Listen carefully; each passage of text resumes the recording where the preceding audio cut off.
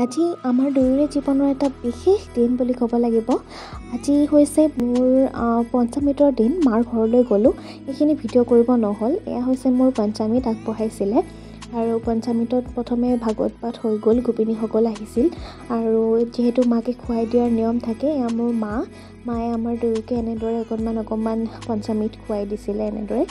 আৰু আন বেলেগেও খুৱাব পাৰে বুলি কোৱাত ভণ্টিয়ে খুৱাব আহিলে এনেদৰে। ভণ্টি এয়া তাইও খুৱালে আৰু লগতে এয়া আইতা আৰু খুৰী এনেদৰে সকলোৱে আমাৰ দুয়োকে অলপ খুৱাই দিয়াৰ পিছত আমি নিজেই খালোঁ আৰু গোপিনীসকলেও খাই বিদায় লৈ গুচি গ'ল। সকলোৱে আশীৰ্বাদ কৰিব, চমুকৈ এটা ক্লিপ আগবঢ়ালোঁ আপোনালোকৰ মাজলৈ। সুস্বাস্থ্যৰ কামনা কৰিব আৰু যাতে আশীৰ্বাদ কৰিব ভালে ভালে দিনকেইটা পাৰ হয়।